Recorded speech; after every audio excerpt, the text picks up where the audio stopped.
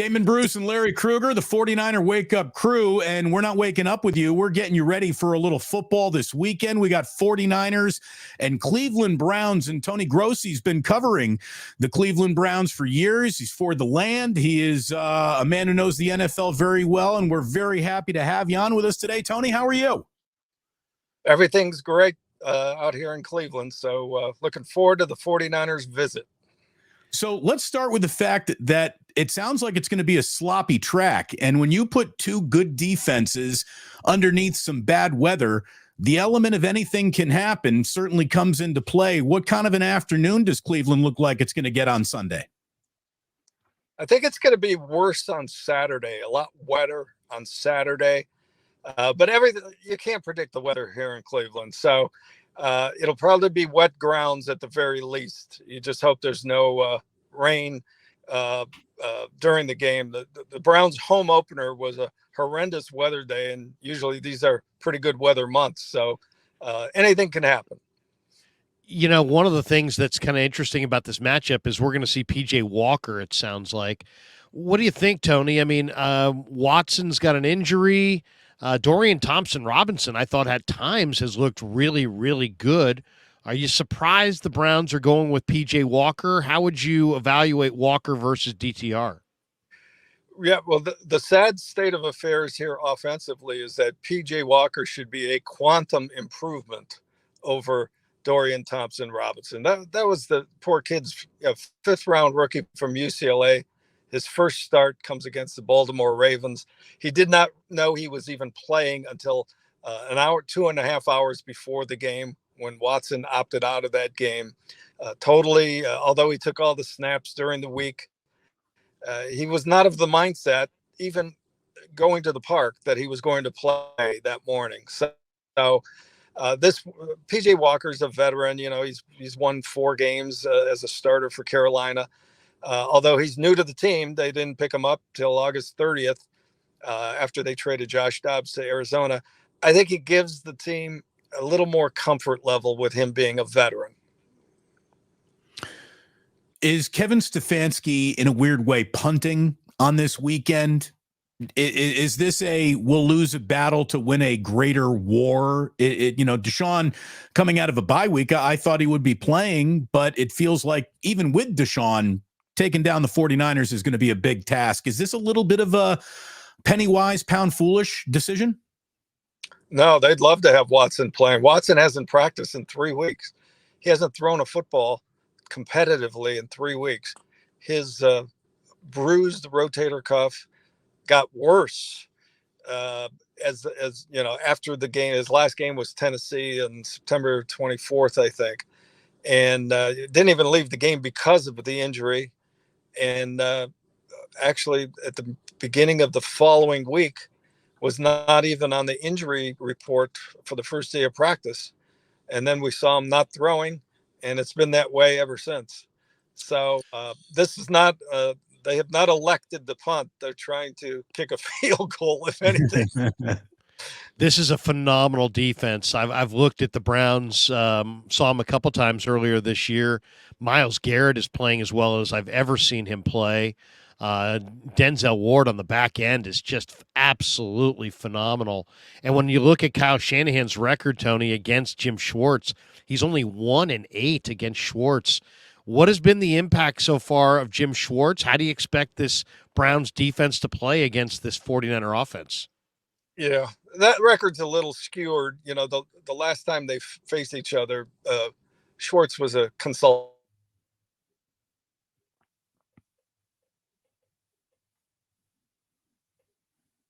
I think Tony might have frozen up a little bit there, Larry.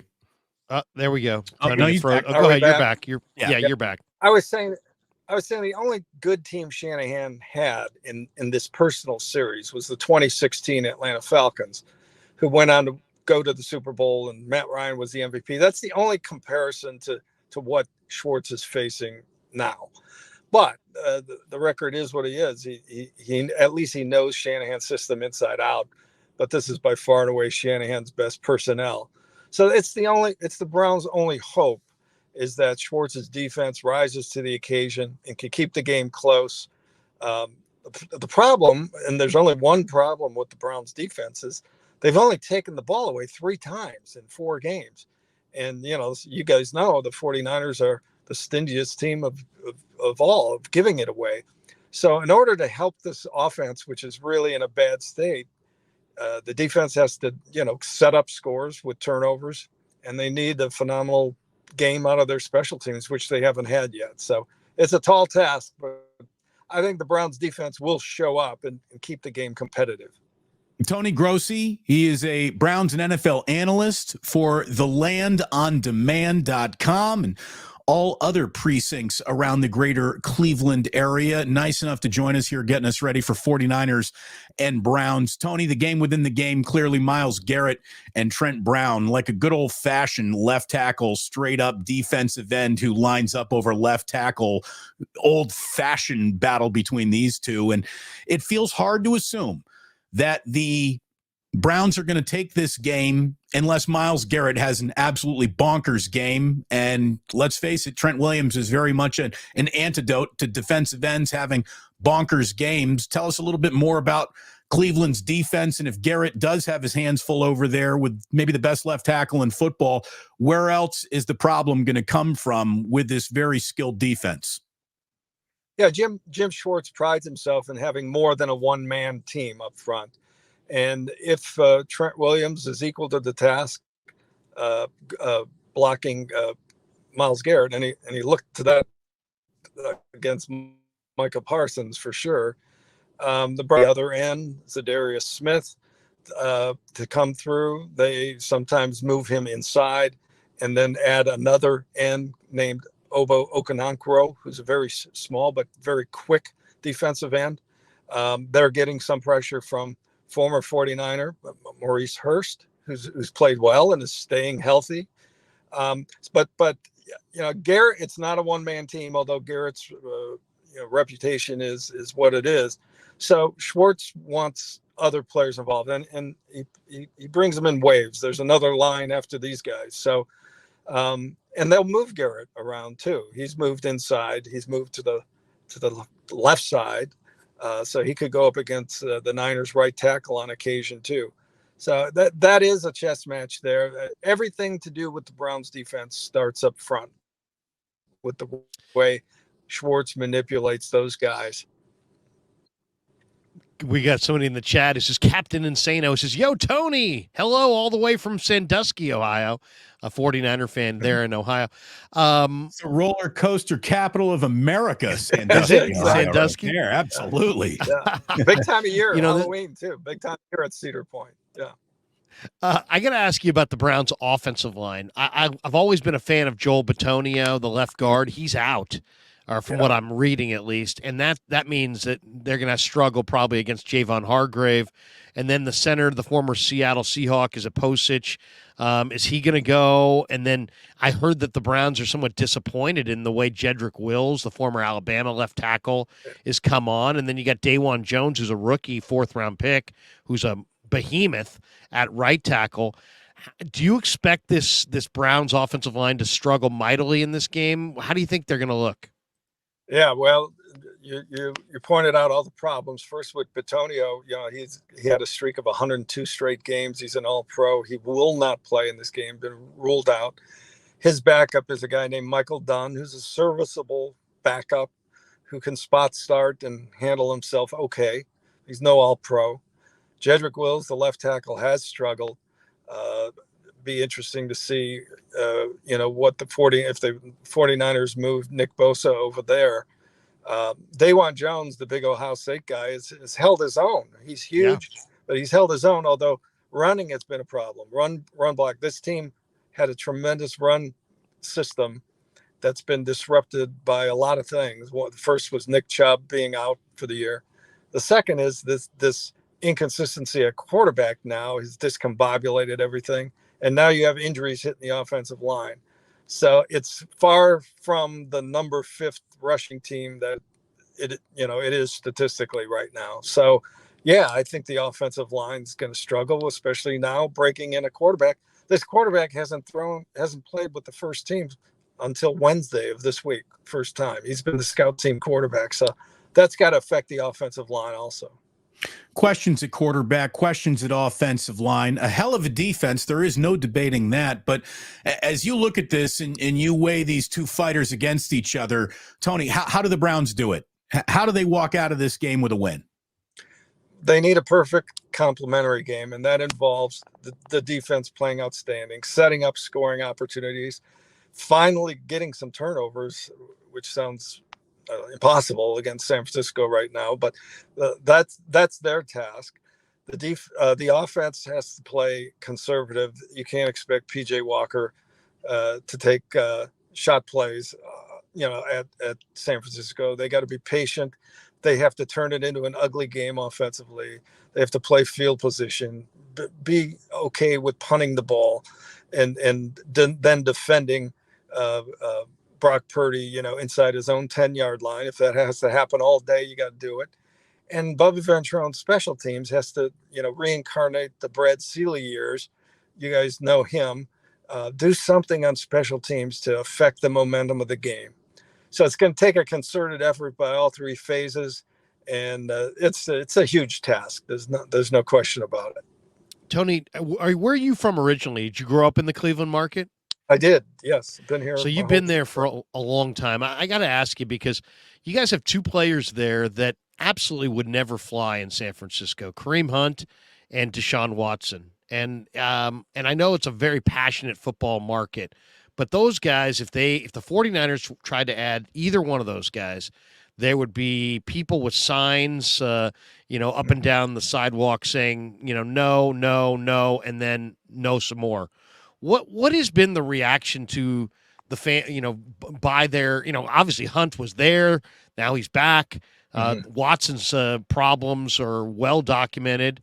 What was the reaction to their additions, and how would you describe that market and how those two players have been received? First of all, Kareem Hunt is a local kid. He grew up here in Willoughby, Ohio, which is 20 minutes east of downtown Cleveland. So he's always gotten the benefit of the doubt. And since he came here originally during the John Dorsey years as GM, he's pretty much behaved, let's put it that way, and contributed. So now he's back because they need him again. So that's different. Watson, no question, that acquisition polarized the fan base, and because Watson hasn't been able to be himself on the field yet, it's still very polarized. The loyal Browns fans say, "Hurrah! We finally got a franchise quarterback," and the other side of the fan base says, "I'll never follow him again. This is ridiculous." But they'll be won over if he ever becomes the old Deshaun Watson. And his last game he played was against Tennessee, and to me, he showed some semblance of that former player. And I said at the time, he needs to stack games like that before he wins people over. He just hasn't been back on the field since then. So I don't know when he finally gets back on the field, are we going to go through another period of rust? After last year, he hadn't played in 700 days, so that was the excuse for 6 bad games.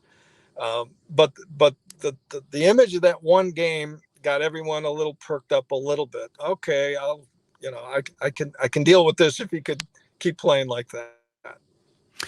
Tony, final question from me. As you've gotten ready to cover the game this weekend, I'm sure you've turned your attention to the 49ers and some of the finer things that they've done. They've been quite the belle of the ball in the national discussion, certainly with the Brock Purdy origin story.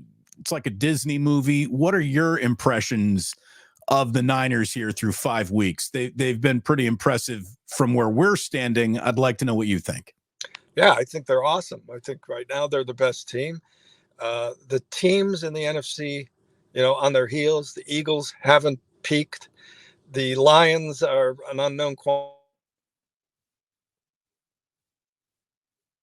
getting better. But you wonder how much better can the 49ers be than they are right now. And that's fine. If they're not any better, they're good enough to be in the Super Bowl. The thing that I don't know if it crosses anyone's mind out there, but there's always a major injury that derails their season, it seems. Last time it took it to the title game, Other times it's been Jimmy G, at some point in the season. If he has the luck, if Shanahan has the luck of staying healthy mostly this year, they're awesome. They're definitely the favorites to win it all. And we know Kyle. He was here one year and did wonders with a quarterback named Brian Hoyer. He produced his best year until that thing fell apart, till he faded. So I'm rooting for Kyle because we know he's had some tough losses in his career. So they look awesome. I just hopefully they'll have good health, and you'll see the true Kyle Shanahan team throughout the whole year. Tony, we really do appreciate your time. I got one last one for you as well. If the 49ers do win this game, the Browns will have lost 3 out of 4, and the trade deadline coming up at the end of the month. How do you think Andrew Berry is gonna react if the 49ers win this game decisively?